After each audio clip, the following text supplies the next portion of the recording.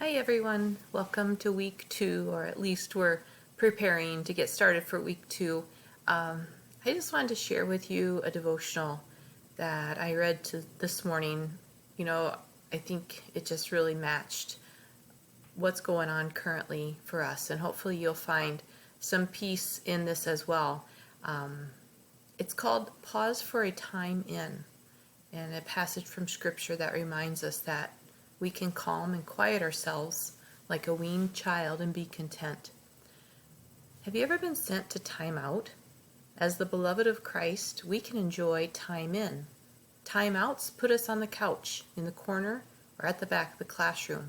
But time ins can happen anywhere, in the shower, on the freeway, when we wait for a doctor's appointment, even in a room full of people. Time ins can last 30 seconds or 2 hours. We can enjoy a time in many times every day. A time in is simply a pause to embrace complete dependence on Jesus and all he does for us. It's a moment to remember that we're all in with him and he's all in with us. We let go of faults because they're already forgiven. We cease striving. After all, he's planted the Holy Spirit within us and he's empowering us to do good. When we take a time in, we remember that. Time ins refocus swirling thoughts to trust. Time ins replace guilt and striving with peace. Time ins receive and offer love. Time ins invite quiet strength as we reflect on God and our complete dependence on him. And a prayer that we can all pray: Here I am, Jesus, taking a time in and remembering all you've done for me. And that was just so helpful and encouraging as I think about this unique time that we have right now. And I've done a fair amount of grumbling, I'll be honest, especially when I got the email from Howard Wilson saying that we weren't returning to campus. That was the point that almost, sent me over the edge, because I was so hopeful, so wishing that we could be in class together, wanting to finish the year as it's supposed to be. And so that news was just really an emotional downer, a huge emotional downer for me. But then to read these words today was just another reminder of, how God can redeem this time and how it can be a really special time in all of our lives. So hopefully that can just help us all with our attitude towards this situation.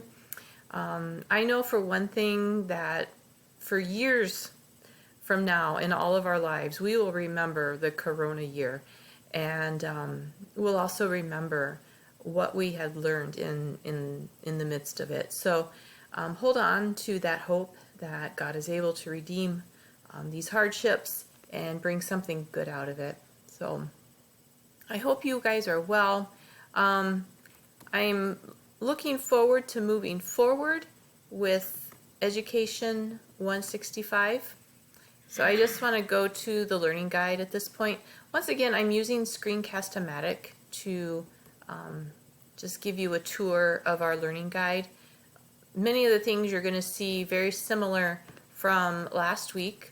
We have our community agreement, prayer requests and praises, so please add to those. A few of you have, so check that out, and let's make sure we're lifting each other up in prayer. A discussion board that's rather informal, just to put what's on your mind, what's going on, what questions do you have. I did modify the course outline, so you can take a look at that. It's a bit more set than it was last week. I was just really trying to pull pieces together last week. So by this week, I've been able to modify due dates.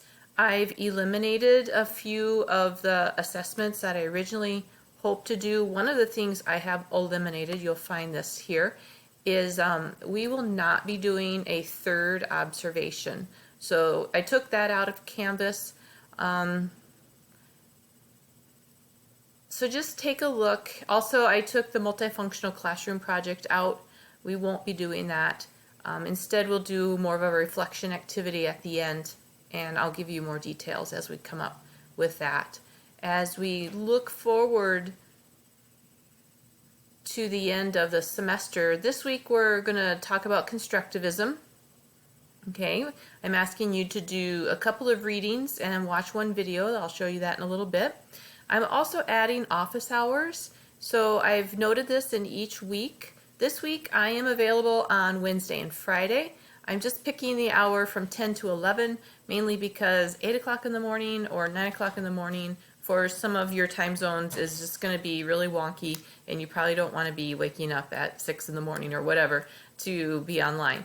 But these office hours are optional, okay? It's a time where I will for sure be online. You can Zoom with me, but I'm hoping that more of our class will be gathered together and we can just even have informal conversation, but definitely a time where you can ask questions about the course. But I just want to continue to help us to stay connected even though we're far away from each other. So week 2, that's where we're at. Constructivism is our topic for the week.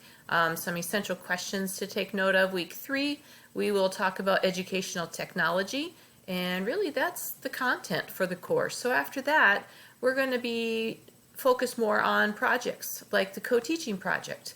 I'd like you to pick your topic this week. So if you remember before spring break, I gave you a whole bucket list of topics to choose from that pertain to the learning environment. Take a look again at that list. I've linked it to your learning guide so that you can choose something you'd like to dig into a little bit more deeply to research. Also, decide on talk with somebody in the class about working together on this project. Originally, it was supposed to be a co-teaching project.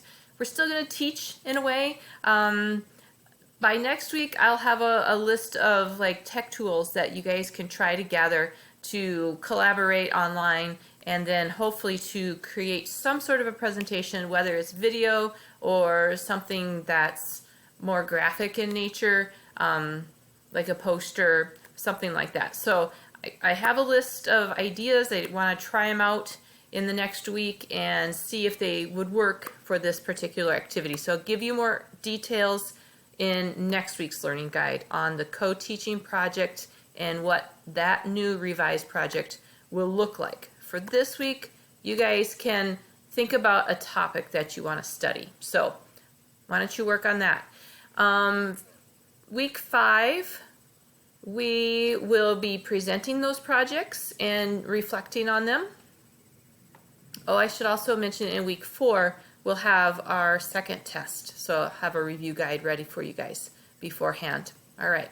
So an exam week is when your implementation plan is due. So you guys could be looking ahead, just gauging off of the Google Forms survey that you filled out.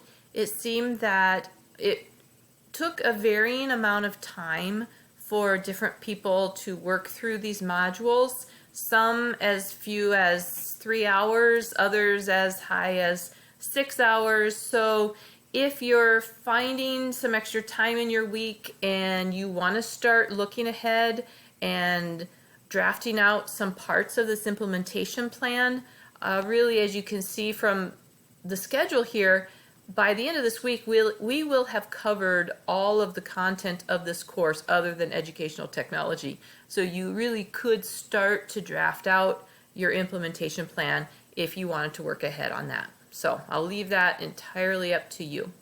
So going back to our learning guide, here are your tasks for this week. Like I mentioned, you have 2 readings, Brophy and Good chapter, and then another shorter article. So this is on constructivism, this is on project-based learning. This is a fantastic video that I'm sure you guys will enjoy. Project-based learning at High Tech High. This is an actual school in California that's dedicated to project-based learning. So it'll give you a very clear picture of what that sort of constructivistic approach looks like in a specific pedagogy. Okay? So work through the Brophy and Good chapter and access this voice thread. This is basically the slide presentation I would have used in class were we together. Instead, I put it on voice thread, which is a fun tool. You guys can just advance through the slides, read them, and every time you see a little box on the side, that's me. You can access this little video. Hi everyone, welcome to week 2. Our topic for this week is constructivism. I am trusting you've already read the chapter from the Brophy and Good textbook. Okay, enough of that. I did not speak on every slide. So there may be questions along the way that you want more explanation or you want to make a comment or so forth. You have the ability to make your own little video comment. So I want to encourage you to do that. If you're not comfortable with using VoiceThread, I'd like you to make that comment in the discussion board that's linked on your learning guide. Okay, I have that linked right here. It's the discussion board that's called What's on Your Mind. Okay, so I would like everyone to either make a comment about constructivism or ask a question. Okay, either on the voice thread or on this discussion board. Okay, so that is number 2 on your list. The gradual transfer of responsibility Google slide deck. I think you're going to have a lot of fun with this. This is what took me so long to get this learning guide up for you guys, because my daughter and I were having way too much fun.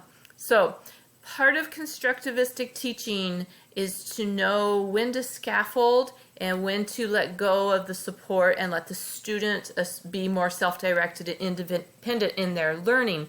And there's a process called gradual transfer of responsibility. And I would like you guys, here's the instructions, very detailed on slide number 2.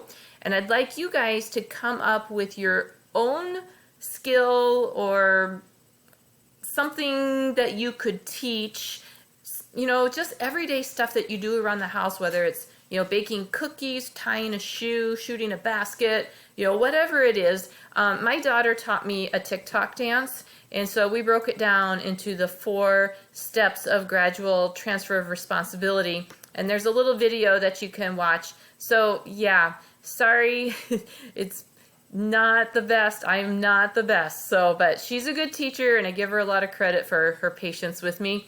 But it was fun to make. So enjoy that. Make your own. You can either, you know, create video files or take pictures, or at the very least give a very detailed description, written description. Everybody should make their own slide, okay? And we'll all be here together, both sections of learning environments, so we'll get to see a lot of familiar faces and people on that slide deck, okay?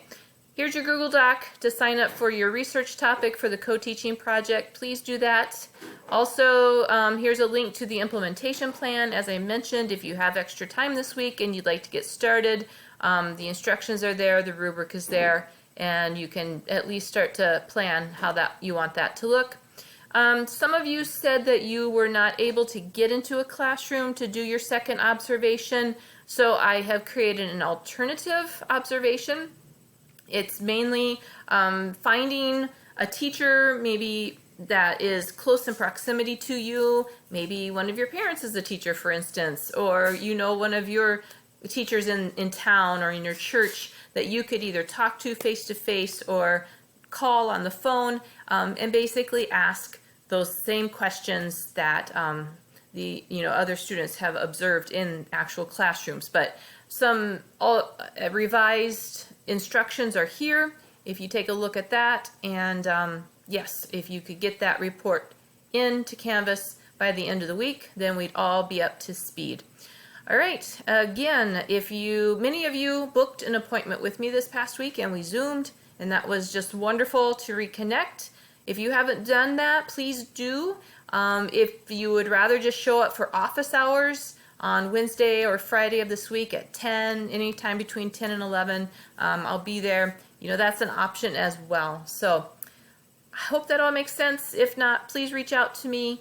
And yes, know that I'm praying for you, and I hope it's all going well for you. I see great things in the discussion boards, and yes, you guys have been wonderful. So keep up the good work, and we'll talk soon.